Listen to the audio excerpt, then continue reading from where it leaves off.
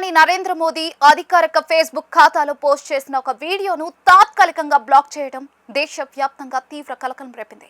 ఈ అనూహ్య పరిణామంపై ఫేస్బుక్ మాతృ సంస్థ మెటా స్పందిస్తూ కేంద్ర ప్రభుత్వానికి వినియోగదారులకు క్షమాపణలు తెలిపింది.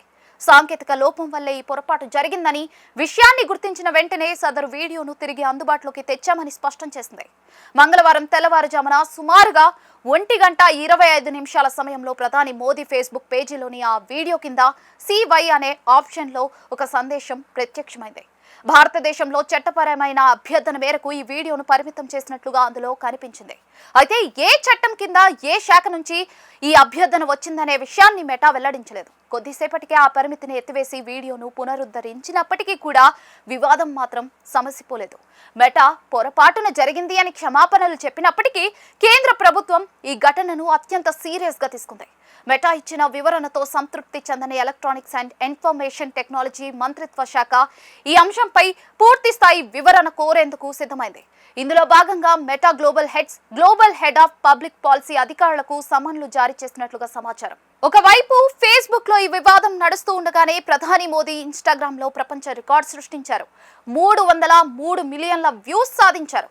పోటీ పరీక్షల ప్రశ్నపత్రాల లీకేజీలను అరికట్టడం, ఫాస్ట్ ట్రాక్ కోర్టుల ద్వారా దోషులకు శిక్షలు ఖరారు చేయడంపై జూలై 23న ఆయన పోస్ట్ చేసిన రీల్ కేవలం 24 గంటల్లోనే 303 మిలియన్ల వ్యూస్ సాధించింది.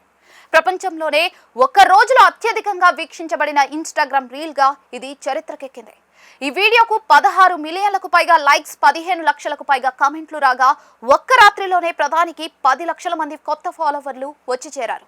యువత నుంచి వచ్చిన స్పందనకు నిదర్శనంగా జూలై 24న థ్యాంక్ యూ ఫ్రెండ్స్ అంటూ ప్రధాని విడుదల చేసిన రెండో వీడియో కూడా 24 గంటల్లోనే 100 మిలియన్లకు పైగా వ్యూస్ సాధించింది.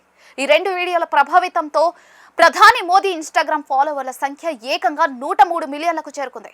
ప్రధాని వీడియోకు సోషల్ మీడియాలో కోట్ల సంఖ్యలో లైక్స్, వ్యూస్ వస్తున్న తరుణంలో ఉన్నట్లుండి ఫేస్బుక్ లో అది బ్లాక్ కావడం పెద్ద చర్చకు దారితీసింది. డిజిటల్ వేదికలపై బిగ్ టెక్ కంపెనీల కంటెంట్ మోడరేషన్ విధానాలు, స్వతంత్ర నిర్ణయాలపై ఈ ఘటన మరోసారి అనేక ప్రశ్నలను లేవనెత్తింది.